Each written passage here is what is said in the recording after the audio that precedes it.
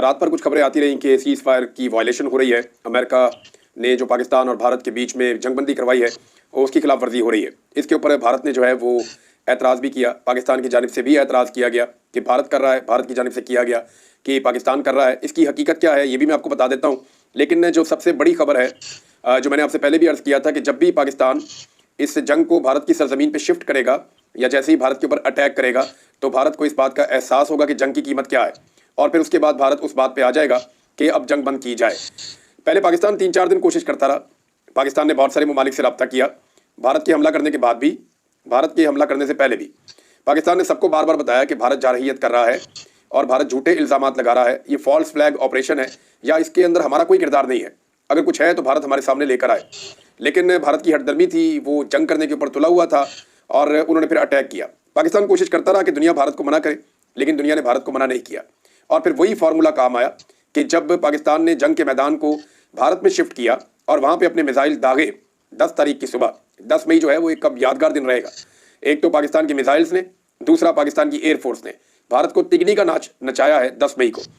तो अब अमेरिका से जो बड़ी खबर आई है, जो हमारे लिए सबसे बड़ी खबर है, वो ये है कि जंगबंदी की जो गुजारिश की गई थी अमेरिका से कि हमारी जंगबंदी करवा दीजिए, वो भारत ने की थी। और ये देखिए ऑब्वियस भी है। पाकिस्तान जब तक अमेरिका को कहता रहा कि भारत को रोके रोके, अमेरिका ने बिल्कुल नहीं किया। बल्कि जब तक भारत का पलड़ा भारी था और पाकिस्तान जवाब नहीं दे रहा था, तब तक अमेरिका के जो वाइस प्रेसिडेंट है उनका स्टेटमेंट भी आ गया था। और उन्होंने क्या कहा था? उन्होंने साफ कहा था कि हमारा पाकिस्तान और भारत की जंग से कोई लेना देना नहीं है और हम इसके अंदर नहीं पड़ना चाहते। ये 2 मुल्कों का मामला है, हम उम्मीद करते हैं कि हालात ज़्यादा ख़राब नहीं होंगे। उन्होंने एक इस तरह का स्टेटमेंट दिया और भारत को पूरा मौका दिया, क्योंकि उन्हें ये लग रहा था कि भारत ही मारता चला जाएगा। लेकिन जैसे ही पाकिस्तान ने अटैक किया और पाकिस्तान ने भरपूर जवाबी हमला किया भारत पे, पाकिस्तान की एयरफोर्स ने और पाकिस्तान की मिसाइल्स, जब ये भारत की सरजमीन की जानिब गए तो सिचुएशन बदली। अमेरिका फौरी तौर पे एक्टिवेट हुआ, अमेरिका बीच में पड़ा और फिर अमेरिका ने जंगबंदी करवाई। तो ये जो गुजारिश है, ये कॉमन सेंस भी यही कहती है कि ये भारत की जानिब से हुई होगी, क्योंकि पाकिस्तान ने तो पहले कोशिश करके देख ली थी। लेकिन जब पाकिस्तान ने मारा तो फिर भारत की जानिब से सीज फायर के लिए एक दरखास्त आई, जिस पर अमेरिका ने फिर सीज फायर करवाया। अब अमरीकी सहाफ़ी हैं, उन्होंने CNN पे इंटरव्यू दिया और दीगर बहुत सारे और ज़राए हैं अमेरिका के, वो ये बार बार क्लेम कर रहे हैं कि भारत ने ही सुलह के लिए मजबूर किया और अमेरिका को कहा कि आप हमारी सुलह करवा दें। ये रॉबर्टसन है अमेरिकी सहाफ़ी, और इन्होंने ये स्टेटमेंट दिया है और गैर मुल्की मीडिया को बात करते हुए उन्होंने बताया। अब नाजरीन, सवाल ये पैदा होता है कि जंगबंदी किन शराइत पे हुई है? तो फौरी तौर पे जो जंगबंदी हुई है उसकी कोई ऐसा सच शराइत नहीं है। एक अनकंडीशनल किस्म की जंगबंदी हुई है कि हम मिलेंगे, बैठेंगे, बात करेंगे, चीज़ों को हल करने की कोशिश करेंगे, लेकिन फिलहाल फौरी तौर पे दोनों फरीकैन गोली चलाना बंद कर दें, बम फेंकना, मिसाइल फेंकना बंद कर दें, अपनी अपनी एयरफोर्स को रोक लें, ज़मीन में, फ़िज़ा पे या पानी में कहीं भी कोई दूसरे पर हमला नहीं करेगा। ये बात तय हो गई दोनों के दरमियान और ये अमेरिका ने तय करवा ली। अमेरिका इसमें गारंटर बन गया। तो इसमें जनाब अब LOC के बारे में कोई मुआहदा शामिल नहीं है, क्योंकि लाइन ऑफ कंट्रोल है, वो इंटरनेशनल बॉर्डर नहीं है। तो इंटरनेशनल बॉर्डर के हवाले से तो ये तय हो गया कि अब कोई भी गोली नहीं चलाएगा, एक दूसरे पे हमला नहीं करेगा। लेकिन एक लाइन ऑफ कंट्रोल से बदस्तूर इतलात आ रही हैं, मुख्तलिफ लोग ये इतलात दे रहे हैं कि लाइन ऑफ कंट्रोल पे कोई मुआहदा नहीं हुआ। बहुत सारे देहात हैं, वहाँ से जो देहाती हैं उन्होंने मैसेजेस किए हैं कि लगातार वहाँ पे शेलिंग हो रही है, फायरिंग हो रही है और वहाँ पे बम गिराए जा रहे हैं। तो लाइन ऑफ कंट्रोल में हालात अभी तक कंट्रोल में नहीं आए। दूसरा जो सिंध ताश का मुआहदा है, उसके हवाले से इंडियन मीडिया ने यह क्लेम किया कि सिंध ताश का मुआहदा जो है, जो भारत ने मनसूख किया है, जो भारत ने उसको मानने से इनकार कर दिया है, वो स्टेटस वैसे ही रहेगा। तो क्योंकि ये अनकंडीशनल जंगबंदी थी भारत की दरख्वास्त पे, तो जंगबंदी तो पहले मरहले में हो गई है। लेकिन जब भी पाकिस्तान बैठेगा भारत के साथ तो ज़रूर ये मामला उठाया जाएगा कि जो सिंध ताश का मुआहदा है, जिसके तहत 3 दरियाओं के पानियों पर हमारा हक है, वो हमारा हक हमें लौटाया जाए। वैसे पाकिस्तान के पास बड़ा गोल्डन चांस था कि अपने पानियों पर बने हुए जो स्ट्रक्चर्स हैं उनको रास्ते से हटा देता, ताकि पाकिस्तान का जो पानी है वो बगैर किसी ताखीर के और बगैर किसी रुकावट के पाकिस्तानियों तक और पाकिस्तानी किसानों तक पहुंचता। लेकिन पाकिस्तान ने ऐसा नहीं किया। इसके पीछे कोई हिकमत होगी या पाकिस्तान नहीं चाह रहा कि लड़ाई को ज़्यादा बढ़ावा दिया जाए। लेकिन ये ज़रूर है कि पाकिस्तान को सिंध ताश के मुआहदे के हवाले से भारत के साथ बैठकर बात करनी पड़ेगी। 12 तारीख को ये बैठेंगे, इसको फ्लैग मीटिंग टाइप की चीज़ कहते हैं, या जो राब्ते होते हैं हॉटलाइन के ऊपर, वो राब्ते भी होते रहते हैं, वो तो जंग के दौरान भी होते रहते हैं। तो 12 मई को फौजी राब्ते होंगे, फिर उम्मीद की जाती है कि बाद में सिविलियंस भी आपस में रब्ता करेंगे, हुकूमतें आपस में रब्ता करेंगी, क्योंकि इंडिया में जो फैसले हैं वो हुकूमत करती है और पाकिस्तान में जो फैसले हैं वो फौज करती है। तो ये एक बुनियादी फ़र्क है। क्या सीज़ फायर की वायलेशन हुई है, ये एक बड़ा सवाल है, क्योंकि जैसे ही सीज़ फायर अनाउंस हुआ, ये शाम 5 बजे के बाद कहा गया। भारत ने खुद अनाउंस किया, पहले ट्रंप ने किया, फिर भारत ने किया, फिर इसहाक डार ने कंफर्म किया। और नवाज शरीफ का जैसे ही ट्वीट आया तो समझ आ गई सबको कि वाकई अब मामला हल हो गया है, क्योंकि मियाँ साहब निकल आए थे बाहर। जब तक जंग का खतरा था, जब तक लड़ाई चल रही थी, मियाँ साहब गायब तय खानों के अंदर। मियाँ साहब निकले हैं तब जब लड़ाई खत्म हो गई है, अमेरिका ने मामला हल करवा दिया, सीज फायर हो गया, तो मियाँ साहब ने कहा जी मैं भी हूँ। और फिर मियाँ साहब ने जो एक ट्वीट किया, वो ट्वीट मियाँ साहब कर दें या ना कर दें वो एक बराबर है। लोगों ने मियाँ साहब की तबीयत साफ कर दी है। नीचे जो लोगों ने कमेंट्स किए मियाँ साहब के ट्वीट पे, वो कोई जाके पढ़े तो पता चलेगा आपको कि मियाँ साहब आप इतने दिन तक कहाँ गायब रहे थे। आप अपने यार मोदी के बारे में कोई लफ्ज़ क्यों नहीं बोलते? भारतीय जारहियत के बारे में बात क्यों नहीं करते? आप भारत की आबी जारहियत के बारे में बात क्यों नहीं करते? भारत पाकिस्तान पे मिसाइल मारता रहा और मियाँ साहब आप गायब रहे, आपने कोई स्टेटमेंट नहीं दिया। तो इस तरह बेशुमार सवालात मियाँ नवाज शरीफ साहब से लोगों ने पूछे हैं। अब मामला यह है कि इस सारे सिनेरियो में सीज फायर की वायलेशन ये एक बड़ा नुकता है जो पाकिस्तान ने भी कहा और इंडिया ने भी कहा। तो हुआ ये है कि इंडिया ने पाकिस्तान में जंगबंदी से पहले बहुत सारे ड्रोन्स पाकिस्तान की तरफ रवाना किए थे। आपको याद होगा जब आज से चंद महीने पहले ईरान ने सैकड़ों ड्रोन भिजवा दिए थे इसराइल में हमला करने के लिए, तो वो जितने भी ड्रोन थे उनको काफ़ी टाइम लग गया था। कई मुल्कों के ऊपर से गुजरते हुए वो जाकर इसराइल पहुंचे थे और वहाँ जाके वो गिरे थे। तो ये बड़ा टाइम लग जाता है ड्रोन को पहुँचने में। तो इंडिया ने जो पहले ड्रोन भेजे हुए थे दूर दराज इलाकों से, वो पाकिस्तान के अंदर मुख्तलिफ इलाकों में पहुंचे और वो मुख्तलिफ इलाकों में जनाब ट्रैवल कर रहे हैं। अब क्योंकि वो पाकिस्तान में दाखिल हो चुके हैं तो यहाँ पे या तो उनको मार के गिराना पड़ेगा या वो अपना टाइम पूरा होने के बाद गिरेंगे, या कोई अगर वापस जा सका तो वो अलग बात है। इसी तरह पाकिस्तान के ड्रोन भी इंडिया में मौजूद थे। तो ये किसी किस्म की वायलेशन नहीं है सीज फायर की, और उम्मीद ये है कि अभी सीज फायर बरकरार रहेगी अगर भारत ने कोई शरारत ना की तो। लेकिन लाइन ऑफ कंट्रोल पे मामला बदस्तूर गर्म है। कम से कम जो ये गुज़िश्ता रात गुजरी है, इस रात तक तो ये मामला बहुत गर्म था और भारत ने पाकिस्तान पर इल्ज़ाम लगाया, पाकिस्तान में भारत पर इल्ज़ाम लगाया, और ये इल्ज़ाम तराशी चलती रहेगी और इसी में से बैठ के कोई रास्ता दोनों को निकालना पड़ेगा। दोनों एटमी ताकतें हैं, अब दोनों ने एक दूसरे का नुकसान कर लिया है और इसमें जो क्रेडिट है वो पाकिस्तान की एयरफोर्स को जाता है। देखिए इस सारे मामले में सबसे ज़्यादा शुक्रिया अदा करना कौम का बनता है, वो एयरफोर्स का। मुबारकबाद भी सबसे ज़्यादा एयरफोर्स को दी जानी चाहिए। ये एयरफोर्स देखें सियासत में मुदाखलत भी नहीं करती, कोई कारोबार भी नहीं करती, और जितनी भी लड़ाइयाँ हुई हैं हमारी इंडिया के साथ, हमारी जो नाक या हमारी जो इज्जत है वो फिजा के अंदर हमेशा अपनी बरकरार रखी, बरतरी, और आगे बढ़ के उन्होंने हमेशा हमला किया और पाकिस्तान को पूरी दुनिया के अंदर सुरखरू किया। वो पाकिस्तान एयरफोर्स है और पाकिस्तान एयरफोर्स जो है इसके बजट में भी इजाफा होना चाहिए। पाकिस्तान एयरफोर्स को ज़्यादा जदीद तैयारे भी मिलने चाहिए। इस हवाले से बहुत बड़ी खबरें मेरे पास, 2 तैयारे पाकिस्तान एयरफोर्स को मिलने जा रहे हैं और ये बड़े तबाहकुन तैयारे हैं। इंडिया ख्वाब भी नहीं देख सकता फिर पाकिस्तान को कभी शिकस्त देने का फिजा के अंदर। हालांकि इस दफ़ा इंडिया के पास बहुत बेहतर तैयारा था राफेल, और वो बिल्कुल टक्कर का तैयारा था जो तैयारे पाकिस्तान के पास मौजूद है।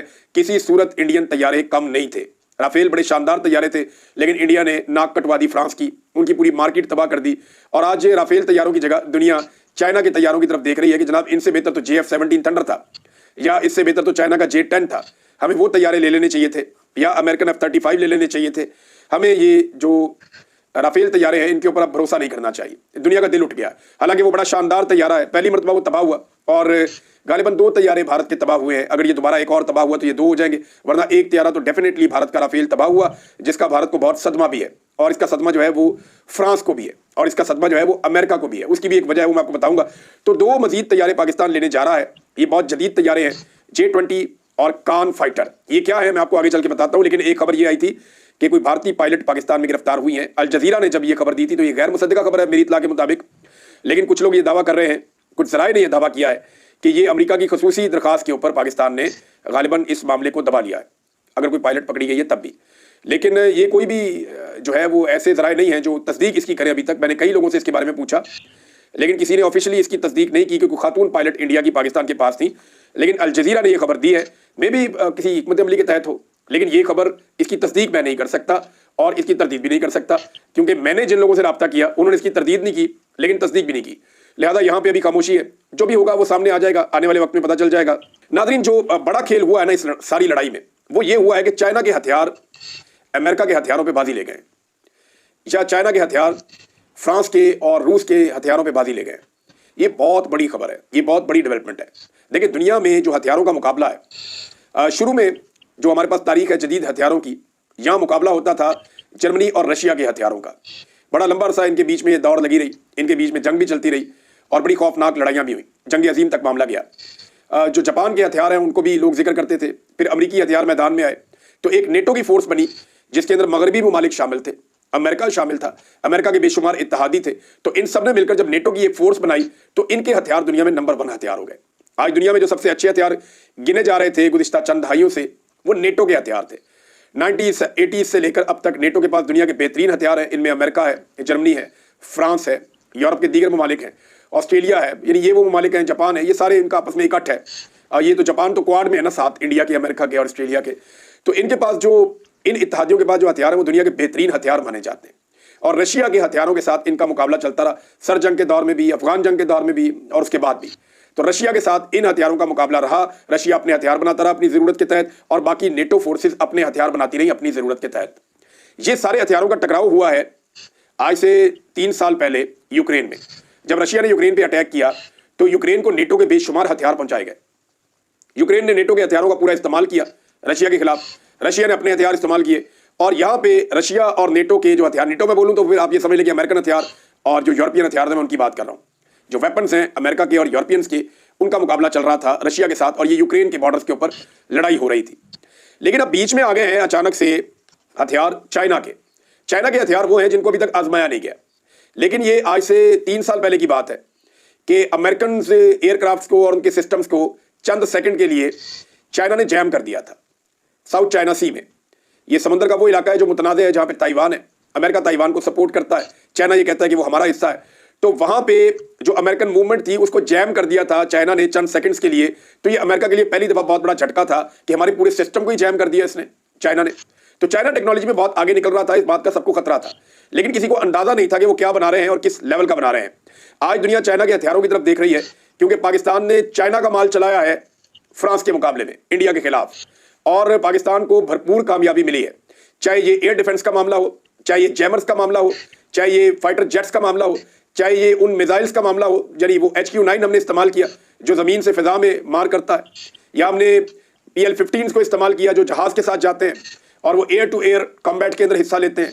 तो ये बड़ा कमाल काम हो गया। चाइना का माल ज़बरदस्त तरीके से चल गया और चाइना के माल की पूरी दुनिया के अंदर बात बन गई। आज मार्केट जो है वो आलमी सतह पे चाइना की है। पाकिस्तान जो है वो 2 अब नए तैयारे लेना चाहता है। ये जो 2 नए तैयारे हैं इनमें से एक का नाम है, एक्चुअली चाइना से हम 2 तैयारे ले रहे हैं जिनमें J-20 भी है और J-35 भी है।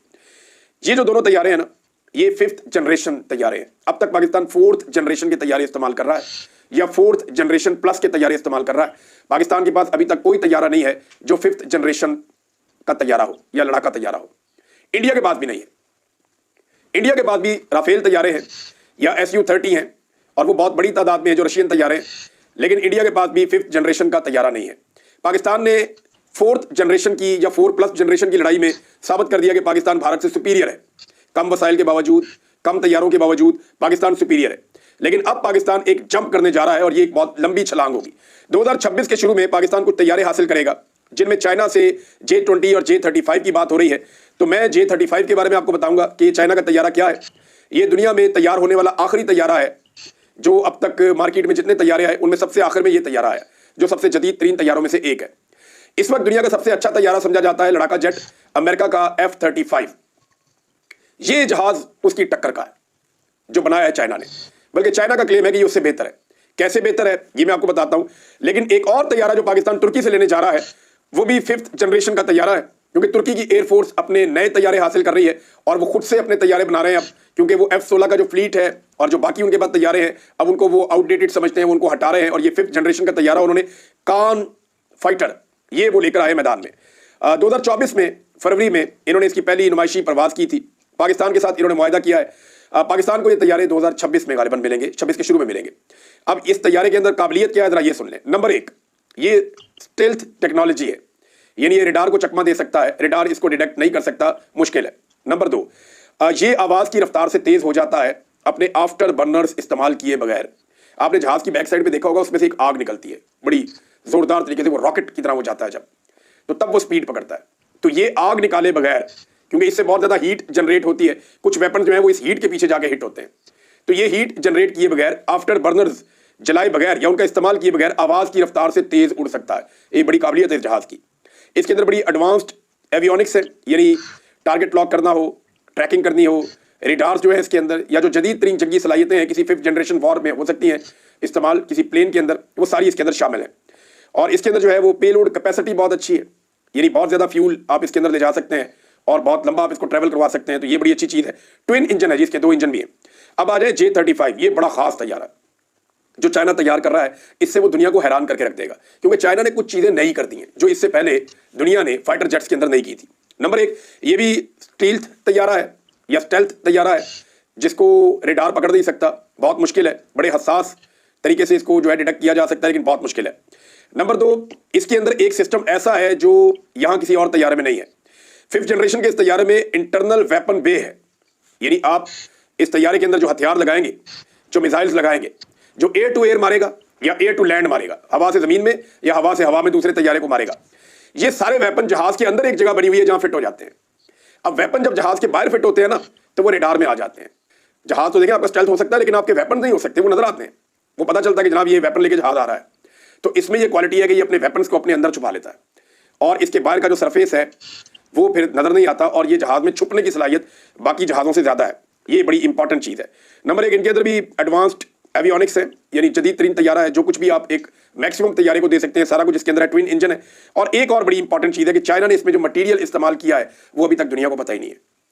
क्लेम यह है इस जहाज के बारे में कि चाइना ने कुछ ऐसा मटेरियल इस्तेमाल किया इस जहाज में जो इससे पहले जहाजों में इस्तेमाल नहीं हुआ, और उस मटेरियल की वजह से इस जहाज को पकड़ना, इसको काबू करना ये बहुत मुश्किल है, हत्ता कि इसको देखना भी बहुत मुश्किल है। तो चाइना ने नए तजुर्बे किए हैं। तो ये एक J-35 है और एक कान फाइटर है। ये पाकिस्तान 2 तैयारे 2026 के शुरू में लेगा, तो इंडिया तो फिर बहुत पीछे रह जाएगा।